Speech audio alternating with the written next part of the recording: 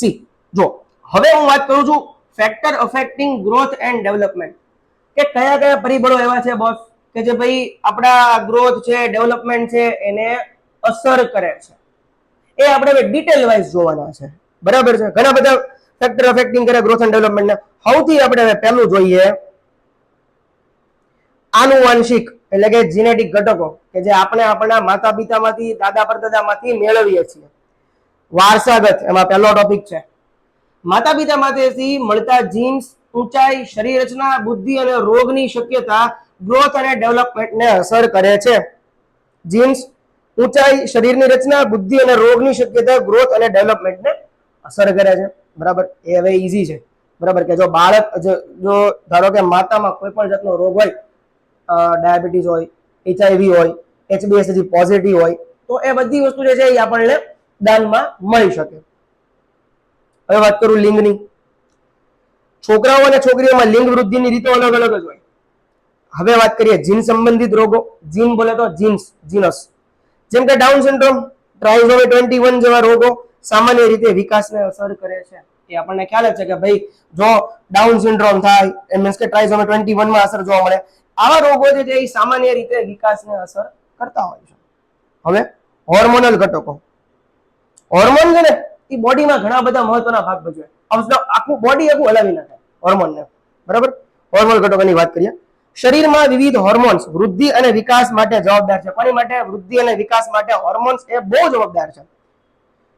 વૃદ્ધિ હોર્મોન એટલે કે ગ્રોથ હોર્મોન, પછી થાઇરોઇડ હોર્મોન, ઇન્સ્યુલિન, લૈંગિક હોર્મોન બોલે તો ઇસ્ટ્રોજન, ટેસ્ટોસ્ટેરોન.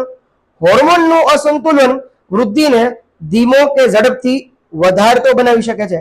એક્ઝામ્પલ તરીકે ડ્વાર્ફિઝમ, જાયજન્ટિઝમ, એક્રોમેગાલી અને લેરોન સિન્ડ્રોમ. ફરીવાર આપણે જોઈએ કે શરીરમાં વિવિધ હોર્મોન્સ વૃદ્ધિ અને વિકાસ માટે જવાબદાર છે. સમ એક્ઝામ્પલ ગ્રોથ હોર્મોન છે, થાઇરોઇડ હોર્મોન છે, ઇન્સ્યુલિન છે, લૈંગિક હોર્મોન્સ બોલે તો ઇસ્ટ્રોજન, ટેસ્ટોસ્ટેરોન. બરાબર. આ બધા હોર્મોન એવા છે કે જે બોડીના વિકાસને એટલે કે ગ્રોથ અને ડેવલપમેન્ટને બહુ સારી રીતે ઇફેક્ટ કરે છે, બહુ સારી રીતે અસર કરે છે. હવે મારું તમારું સૌથી ફેવરિટ પોષણ. સાચું બોલજો કેટલા લોકો દિવસમાં 4 રોટલી ખાય છે? એટલે એક ટાઈમમાં 4 થી વધારે. પોષણ. પૂરતો અને અસંતુલિત આહાર આવશ્યક છે. અયોગ્ય ન્યુટ્રિશન વૃદ્ધિ અને બૌદ્ધિક વિકાસને ખરાબ અસર કરે છે. પૂરતો અને સંતુલિત આહાર આવશ્યક છે. કોની માટે? તો કે બાળકની માટે. અયોગ્ય ન્યુટ્રિશન જે છે એ વૃદ્ધિ અને બૌદ્ધિક વિકાસને એટલે કે ગ્રોથ અને ડેવલપમેન્ટને બહુ ખરાબ અસર કરે છે. બરાબર. જો પોષણ નહીં હોય તો તમારા બાળકનું ગ્રોથ એન્ડ ડેવલપમેન્ટ નહીં થાય. આગળ શારીરિક પ્રવૃત્તિની વાત કરીએ તો કે હાડકા મસલ્સની વૃદ્ધિમાં ગ્રોથ અને ડેવલપમેન્ટમાં અગત્યનો ભાગ ભજવે છે. હાડકા અને મસલ્સ ની વૃદ્ધિ જે છે એ ગ્રોથ અને ડેવલપમેન્ટમાં બહુ અગત્યનો ભાગ ભજવે. બરાબર. શારીરિક સુસંગતતા અને આરોગ્યને સુધારે છે. પરંતુ જો યોગ્ય માત્રામાં વિટામિન નહીં મળે તો બાળક જે છે બાળકનું ગ્રોથ અને ડેવલપમેન્ટ અહીંયા ઘટશે. ફરીવાર હાડકા અને મસલ્સ જે છે ને એ વૃદ્ધિમાં, ગ્રોથ અને ડેવલપમેન્ટમાં છે ને આખું એક અગત્યનો પરિબળ છે. બરાબર. જો તમારામાં પ્રોપર મસલ્સ ક્રિએટ નહીં થયા હોય, પ્રોપર તમારા બોનની ડેન્સિટી નહીં બની હોય તો તમારા બાળક જે છે, તમારું બાળક જે છે એ શારીરિક રીતે ખોડખાપણ વાળું જન્મ લેશે. બરાબર. હવે આગળ વાત કરીએ આરોગ્યની સ્થિતિ. લાંબા સમયના રોગો અથવા વારંવાર થતા ચેપ વૃદ્ધિને અવરોધી શકે છે. માતાના ગર્ભકાળમાં સારું આરોગ્ય હોવું અત્યંત જરૂરી છે.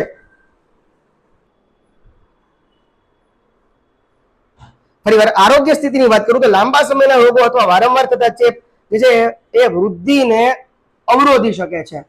માતાના ગર્ભકાળમાં સારું આરોગ્ય હોવું એ અત્યંત જરૂરી છે. સી માતાના ગર્ભકાળ દરમિયાન સારું આરોગ્ય જે છે એ અત્યંત જરૂરી બને છે. બરાબર. જો ગર્ભકાળ દરમિયાન માતાનું આરોગ્ય સારું નહીં હોય તો બાળક પણ ખોડખાપણ વાળું જન્મી શકે છે. હવે બીજી વાત આપણે કરી દઈએ. મેઇન વસ્તુ હવે આવી, મુખ્ય વસ્તુ હવે આવી માનસિક એટલે કે સાયકોલોજીકલ ફેક્ટર. પ્રેમ, સુરક્ષા અને ઉત્સાહથી ભરેલી ભાવનાત્મક સ્થિતિ બાળકના વિકાસને જરૂરી છે. સી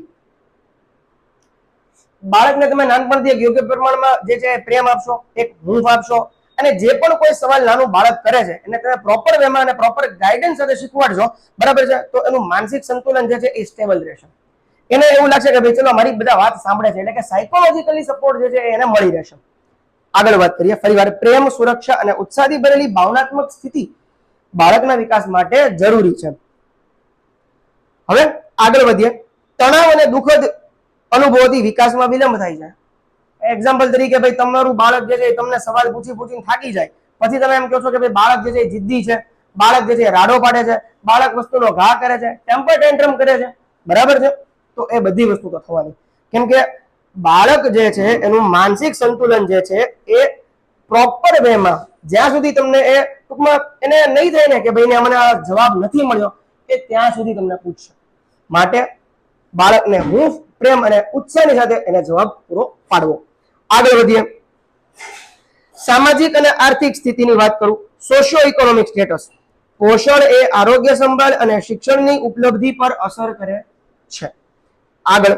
ઊંચી આર્થિક સ્થિતિ ધરાવતા બાળકો સામાન્ય રીતે વધારે વિકસે છે. સીધી વાત છે કે જે લોકો જે છે જેનું સામાજિક અને આર્થિક દ્રષ્ટિએ જે લોકો એક હાયર સ્ટેટસ ધરાવતા હશે, બરાબર છે, એ લોકોની વૃદ્ધિ, એ લોકોનો વિકાસ બહુ સારો થશે. ક્યાં સુધી સારો રહેશે? કે જ્યાં સુધી એનું બાળક કોઈ આડી લાઈને ના ચડે ત્યાં સુધી, બરાબર છે. એક વસ્તુ ઓબ્જેક્શનમાં છે. હવે બીજા નંબરની વાત કરું તો સ્લમ એરિયામાં જેને હું એમ કહું કે ભાઈ તમારા બાળકને જે છે એ દરરોજની જે છે એ તમારે બદામ છે કે કાજુ છે કે ખવડાવવું જોઈએ, તો સ્લમ એરિયાના લોકો શું મન કે છે, બરાબર, કે ભાઈ તું જાનભાઈ જતો હતો. એ સેમ વસ્તુ જો હું એક કોઈ કહેવાય ને કે કોઈ હાઈ ક્લાસ ફેમિલીમાં હું જેને કહું કે ભાઈ તમારા બાળકને જે છે એ બદામ છે કે પછી કાજુ છે એ ડેઈલી ખવડાવો, એનું બાળકનું પોષણ વધશે, તો એને વેલિડ લાગે છે, બરાબર. માટે સામાજિક અને આર્થિક પરિસ્થિતિ પણ બાળકના ગ્રોથ અને ડેવલપમેન્ટમાં બહુ સારી રીતે ઇફેક્ટ કરે છે. આગળ. સંસ્કૃતિ અને કુટુંબીય અસર. પેરેન્ટિંગ શૈલી, કુટુંબના મૂલ્યો અને સામાજિક વાતાવરણ માનસિક વિકાસને આકાર આપે છે. આ હું તમને જીપીએસસી ને યુપીએસસી ના જયારે ક્લાસ નું જયારે આવશે ત્યારે સમાજશાસ્ત્ર આવે ત્યારે હું આ બ્રીફ સમજાવી. આ વસ્તુનો આખું ચેપ્ટર છે, એવું સમજાવીશ. પેરેન્ટિંગ શૈલી. બાળકને તમે કઈ રીતે ઉછેરો છો, કઈ રીતે તમે એને સવાલના જવાબ આપો છો. પ્લસ બીજા નંબરે કુટુંબના મૂલ્યો. કુટુંબના મૂલ્યો બોલે તો કે બાળકને તમે જે છે એ નાનપણથી આને વડીલ કહેવાય, આને મોટો ભાઈ કહેવાય, આને મોટી બેન કહેવાય, આને નાનો ભાઈ કહેવાય કે આને નાની બેન કહેવાય, બરાબર છે. આ સિબલિંગ છે, આની જોડે આવી વાત કરાય, આને જે છે આને માન આપવું પડે. આમાં તમે મસ્તી કરો તો ચાલે, પણ અમુક મસ્તી પણ લિમિટમાં હોય. એ બધી જ વસ્તુ જે છે એ પેરેન્ટિંગ શૈલી અને કુટુંબના મૂલ્યો અને સામાજિક વાતાવરણ જે છે એ એમાં આવી જાય. અને આ બધી જ વસ્તુ જે છે એ વિકાસને આકાર આપતું હોય છે, ડેવલપમેન્ટને બાળકના આકાર આપતું હોય છે. હવે તમે એને નાનપણથી ખીજાશો ને તો બાળક ચીડિયું થશે, પણ તમે એને બહુ પ્રોપર વેમાં સમજાવશો તો બાળક જે છે એ તમારું સારું થશે. શિક્ષણ અને બુદ્ધિગમ્ય ઉત્તેજન, બરાબર. બાળપણમાં મેળવી શકાય તેવી બૌદ્ધિક પ્રવૃત્તિઓ જેમ કે શાળામાં અભ્યાસ બુદ્ધિ વિકસાવે છે. માની લો કે તમારું બાળક નાનું છે અને બાળકને કંઈક નવું કરવું ગમે છે, જેમ કે ક્રિકેટ રમવું ગમે છે, ફૂટબોલ રમવો ગમે છે, સ્વિમિંગમાં જવું છે, એને જવા દો. બાળકને બધી જ વસ્તુનું નોલેજ હોવું જરૂરી છે આજના સમયમાં, બરાબર. અને આ બધી જ વસ્તુ જે છે શિક્ષણ અને બુદ્ધિગમ્ય ઉત્તેજન એ નાનપણથી જ એને આપવું જોઈએ. એક કહેવાય ને કે ટૂંકમાં એને ટોટલી જ્ઞાન આપવું જોઈએ, અને એ આપણા માતા પિતાના હાથમાં છે, બરાબર છે. અને આ બધા જ પરિબળ, મેં જેટલા પણ બધા પરિબળ છે મેં તમને સમજાવ્યા ને બોસ, બધા ટોટલી 10 પરિબળ છે. એ 10 પરિબળ જે છે ને એ ગ્રોથ અને ડેવલપમેન્ટને સીધી રીતે અસર કરે છે. આશા રાખું છું કે બધા પાર્ટ જે છે તમે જોયા હશે, નિહાળ્યા હશે. બ્રીફલી છે, બહુ સારું છે, બરાબર છે. ફોલો કરજો, કોમેન્ટ કરજો, બરાબર છે, લાઈક કરજો અને શેર કરજો, બરાબર. આશા રાખું છું કે બધા જ ટોટલી જે છે એ 5 વસ્તુ તમને સમજાઈ ગઈ છે. ગ્રોથ અને ડેવલપમેન્ટનું ચેપ્ટર અહીંયા આપણે પૂર્ણ જાહેર કરીએ છીએ. Thank you very much. પણ આ હજી એમસીક્યુ બાકી છે, 14,000 એમસીક્યુ પીડિયાટ્રિકના પ્લસ ઓનલાઈન પણ બાકી છે. દરરોજ આપણે મળશું. Thank you.